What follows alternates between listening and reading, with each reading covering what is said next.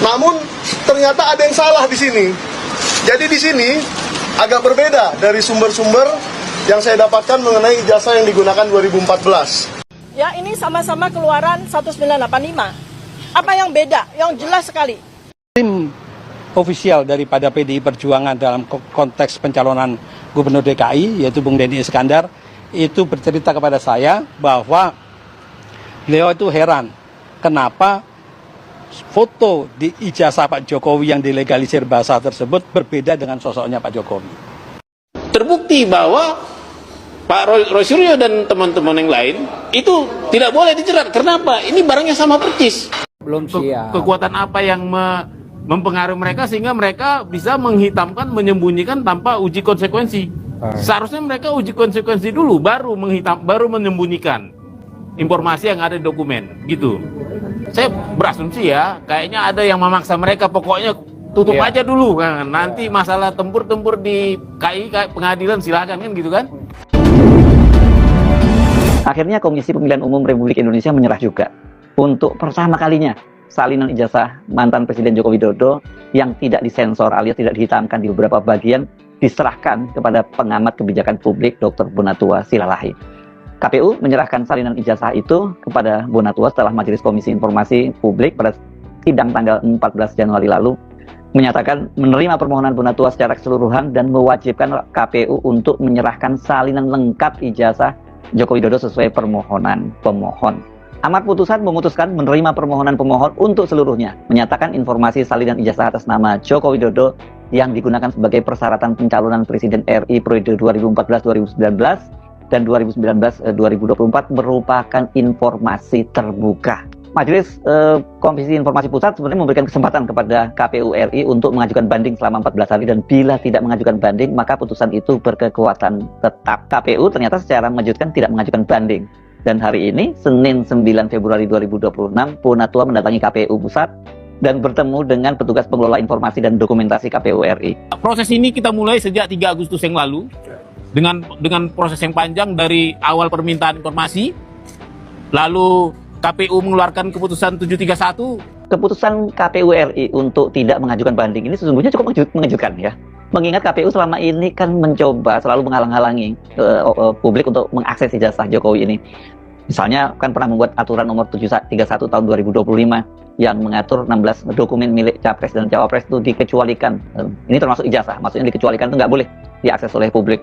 Namun setelah mendapat protes dan kecaman dari berbagai kalangan termasuk dari DPR RI, akhirnya ketua KPU itu mengalah dan dia mencabut aturan itu. Tetapi intinya follow atau melongok akun media sosial dari Dr. Bonatua, di situ nanti Anda bisa dapat mendapatkan ijazah Jokowi. Ini nggak boleh lagi dibantah ya, karena inilah dokumen yang diserahkan oleh Jokowi ketika dia maju menjadi calon presiden pada tahun 2014 dan 2019. Dan memang kalau kita lihat ya ini sama dengan yang diunggah oleh Dian Sandi Utama itu.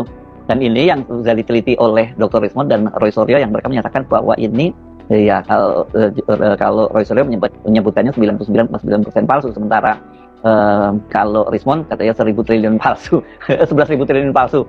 Tapi kalau Bonatua tadi menyatakan dia hati-hati karena dia mengatakan ini adalah data sekunder, kata dia. Tentu data primernya ya ijazah aslinya ya. Ini rupanya Bonatua tidak hanya berhenti pada ijazah Jokowi. Selain ijazah ini bapaknya, Bonatua juga menggugat ijazah atau sebenarnya surat keterangan penyetaraan ijazah Gibran Rakabuming Raka yang juga ini banyak sekali dipersoalkan. Ijazah Gibran hasil penelitian dari Dr. Rismond itu sudah dibukukan dalam Gibran Endgame. Wapres nggak punya ijazah. Sorotan utama Rismond tertuju pada dua versi atau sebenarnya tiga versi malah ya. Yang data yang saling bertabrakan. Tapi kalau data resminya dua saja ini. Menurut data resmi KPU yang digunakan saat pendaftaran Pilpres, Gibran tercatat menempuh studi di UTS Insert Sydney, Australia selama periode tahun 2004 hingga 2007. Apakah dia mengulang-ulang matrikulasi itu selama 3 tahun? Kita nggak tahu, kata Rismond dalam sebuah videonya. Dan ini jelas dia mencurigainya bahwa klaim durasi studi yang tidak wajar itu. Kebingungan publik itu menurut Rismond tidak hanya berhenti sampai di situ, karena dia menyinggung versi lainnya yang pernah diunggah oleh Sekretariat Negara. Ini datanya beda lagi, ini dia lebih dulu di MDIS Singapura, baru kemudian UTS Insert. Tapi ada juga yang diunggah di kantor berita Antara, tapi menurut saya ini kan nggak jadi pegangan, bukan dokumen resmi ya. yang menyebut bahwa UTS Insert itu sebagai program S2. Ini ijazah Gibran ini seperti saya katakan lebih serem loh kalau terbongkar ini dibandingkan dengan ijazahnya Jokowi. Kenapa? Karena dia kan sedang menjabat ya sebagai presiden, wakil presiden ini, dan kelihatannya jauh lebih mudah ini. Ini kalau kemudian nanti surat keterangan penyetaraan dari Kemendikbudrismen waktu itu masih Dirjen waktu itu masih di bawah Kementerian Dikbud itu, kan itu hanya berupa dokumen surat keterangan, jadi nggak perlu ada soal embos, soal materai dan sebagainya itu ya, saya kira di situ. Jadi ini lebih mudah, tapi konsekuensinya sangat berat karena kalau kemudian Gibran terbukti dia memang hanya punya surat keterangan dari Dikbudrismen dan surat keterangan itu tidak bisa dipertanggungjawabkan, kan harusnya surat keputusannya bukan surat keterangan. Ya Gibran itu nggak punya ijazah SMA seperti yang dikatakan oleh Rismo, dan kalau benar itu ya berarti ini ada dua konsekuensi hukum pidana maupun ketatanegaraan. Ya kalau pidana dia dianggap menggunakan dokumen palsu, tidak sah, tidak legal, dan dari sisi ketatanegaraan dia bisa dimakzulkan. Nah kalau dia dimakzulkan, pupus sudah harapan dia untuk maju lagi pada Pilpres 2029 dan melanjutkan dinastinya Jokowi. Mungkin nanti disiapkan ya Kaisang mungkin yang akan maju menggantikan Gibran. Tetapi kan partai-partai politik sekarang sudah rame-rame mendukung Prabowo 2 periode, tapi tidak bersama dengan Gibran seperti yang diinginkan oleh Jokowi. Jadi kapan kira-kira putusan dari Komisi Informasi Pusat nih? Kalau dikatakan pekan depan, berarti pekan ini ya, karena tanggal 4 terakhir. Pekan ini berarti akan ada keputusan dari Komisi Informasi Pusat. Dan sebenarnya kalau dari sisi hukum sudah ada jurisprudensinya ya, kalau ijazahnya Jokowi itu boleh dibuka, apalagi dia sudah tidak jadi presiden lagi, apalagi ijazah Gibran yang sekarang masih menjabat jelas bisa dibuka. Ini saya nggak tahu kalau di Komisi Informasi kan apakah berlaku juga jurisprudensi. Harusnya berlaku sama ya, ada jurisprudensi, jadi ya tinggal diadopsi saja. Dengan begitu ijazah kita tinggal menunggu nanti surat keterangan penyetaraan ijazah Gibran yang katanya setara dengan SMK bidang akuntansi itu akan dibuka pada publik, dan kemudian kita bisa membandingkan apakah atau membuktikan apakah ini dia punya ijazah SMA atau tidak. KPU akhirnya menyerahkan dokumen atau menyerahkan salinan ijazah Jokowi ke Bonatua Silalahi ya, pengamat kebijakan publik. Ini tentunya sangat menggembirakan sekali karena perjuangan Pak Bonatua Silalahi ini sudah berbulan-bulan sampai menggugat ke KIP ya. Dan akhirnya KIP memutuskan bahwa dokumen atau ijazah Jokowi ini milik publik atau bisa dilihat oleh publik dan tidak dikecualikan atau milik badan publik, tentunya seperti itu. Kenapa KPU ya selama ini tidak mau menyerahkan ijazah Jokowi atau salinan ijazah Jokowi? Tentunya menjadi sebuah pertanyaan besar masyarakat. Bahkan KPU membuat peraturan atau putusan yaitu nomor 731, yaitu mengecualikan ijazah Jokowi ya. Bahkan setelah itu dibuka dan dikasih ke Bonatua Silalahi dan kawan-kawan atau timnya. Tentunya kita semua tahu ada beberapa hal yang dihitamkan, yaitu 9 item yang dihitamkan tanpa uji konsekuensi ya. Seharusnya kalau mau menghitamkan menurut Bonatua Silalahi harus ada sebuah uji konsekuensi terlebih dahulu, baru nantinya ada putusan dihitamkan beberapa item atau bisa disembunyikan dari beberapa item. Jadi pertanyaan besar, siapa yang sebenarnya yang menyuruh menghitamkan ya? Siapa yang menyuruh KPU? Siapa yang mendesak KPU? Dan tentunya ini ada tekanan-tekanan ya, kemungkinan besar yaitu ada tekanan-tekanan ke KPU agar menghitamkan ya. Dan silahkan kalau mau tempur ya tempur di pengadilan kan gitu ya, seperti apa yang dikatakan oleh Pak Bonatua tadi. Memang benar jika kita mendengarkan apa yang dikatakan oleh Pak Bonatua Silalahi tadi ya, KPU kenapa ya menghitam-hitamkan, dan KPU kenapa tiba-tiba membuat sebuah putusan nomor 731, dan akhirnya KPU ya membuat dan ada sebuah peraturan bahwa ijazah milik pejabat publik itu dikecualikan ya. Tentunya ini milik Pak Jokowi saja ya, kalau yang lain kita tidak tahu.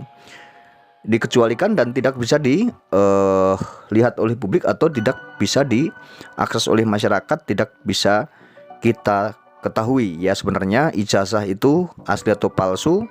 Karena publik dan masyarakat itu sebenarnya pengen tahu pejabat kita ini menggunakan dokumen saat mendaftarkan diri atau mencalonkan diri. Itu dokumen asli atau palsu atau bermasalah atau tidak, itu sebenarnya masyarakat kan bisa mengakses dan bisa melihatnya. Bagaimana jika seorang pejabat menggunakan ternyata dokumen yang palsu atau dokumen yang bermasalah, akan tetapi digunakan dan KPU tidak tahu nih misalnya ya, itu bagaimana? Makanya masyarakat itu wajar sekali jika masyarakat ingin menanyakan dan ingin tahu. Itu wajar sekali karena ini bukan main-main. Ya, mereka ini ingin mencalonkan diri sebagai pejabat publik atau wakil rakyat, tentunya yang melayani masyarakat. Jika seseorang yang ingin menjabat sebagai pejabat publik atau wakil rakyat, tentunya harus menggunakan dokumen, segala sesuatunya harus asli, tidak boleh ada abal-abal atau tidak boleh ada hal-hal yang tentunya kejanggalan-kejanggalan atau dokumen yang tidak autentik, tentunya seperti itu. Karena pejabat publik ini berat, dan sebagai wakil rakyat, sebagai pengemban tugas masyarakat yang mewakili rakyat, yang melayani masyarakat, harusnya menggunakan dokumen apapun itu harus asli, tidak ada istilah abal-abal. Karena seseorang yang mewakili rakyat, pejabat yang dipilih oleh rakyat, pejabat publik yang mereka menjadi seorang pejabat itu karena dipilih oleh rakyat, harus jujur dan harus menggunakan dokumen yang asli atau otentik. Bagaimana jika mereka menggunakan dokumen abal-abal? Bagaimana jika mereka pejabat menggunakan dokumen yang palsu? Apakah nanti saat menjabat mereka tidak melakukan sebuah kepalsuan-kepalsuan? Atau sebaliknya, mereka ini ingin mewakili rakyat akan tetapi justru memanipulasi rakyat dan mereka membohongi rakyat? Bisa jadi karena dari awal pendaftaran saja mereka ini sudah tidak benar cara-cara untuk registrasinya, untuk pencalonannya, untuk pendaftarannya, untuk syarat-syarat mendaftarkannya itu sudah tidak benar. Tentunya mereka saat terpilih menjadi pejabat dan menjadi wakil rakyat yang seharusnya melayani masyarakat, mereka tentunya bisa saja memanipulasi masyarakat karena dari awalnya juga sudah tidak baik dari awal mula, atau pendaftarannya juga sudah melakukan pelanggaran-pelanggaran yang tidak baik. Jadi itu suatu contoh ya, suatu contoh saat mendaftarkan tidak baik. Tentunya mereka juga saat terpilih dan mereka saat sudah menjalankan tugasnya mewakili rakyat tentunya juga tidak akan baik juga, karena dilihat dari awal mula pendaftaran dan kronologis apapun kelengkapan untuk mencalonkan diri itu persyaratannya harus rapi, lengkap, dan harus tertib dan harus asli, tentunya seperti itu ya. Makanya kecurigaan-kecurigaan masyarakat ini semakin menguat kemarin ya. Kenapa KPU seperti itu?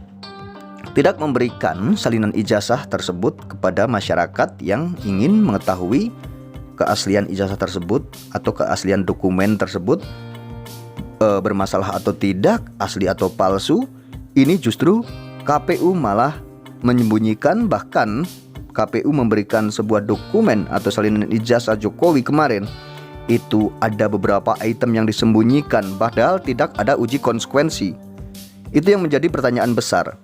Ada apa dengan KPU dan bagaimana KPU hubungannya dengan Pak Jokowi? Apakah KPU ini jangan-jangan menuruti perintah dari Pak Jokowi? KPU jangan-jangan kemarin melakukan hal seperti itu karena perintah Pak Jokowi atau atas desakan Pak Jokowi jangan sampai ijazah ditunjukkan ke masyarakat yang mempertanyakan atau yang mempersoalkan. Ini menjadi permasalahan yang sangat besar sekali tentunya ya. Jika KPU kemarin dari awal-awal itu menyerahkan ijazah Jokowi ke masyarakat dan menunjukkan ini legalisir ijazah dan ini ijazah yang digunakan untuk mendaftarkan diri sebagai wali kota, sebagai presiden, ini ijazahnya dan ini dokumennya, tentunya masalah ini tidak akan berlarut-larut sampai hingga saat ini. Dan kita semua tahu permasalahan ini semakin rumit dan semakin meluas kemana-mana. Sebenarnya KPU jika kemarin menunjukkan dokumen ijazah Pak Jokowi, masalah ini mungkin akan reda. Walaupun tidak selesai, paling tidak akan reda dan mungkin masalah ini tidak akan semakin meluas seperti ini ya. Walaupun memang mungkin dari kubu Roy Suryo kemarin yang menanyakan tentunya juga tidak langsung percaya bahwa itu asli atau palsu, tapi paling tidak KPU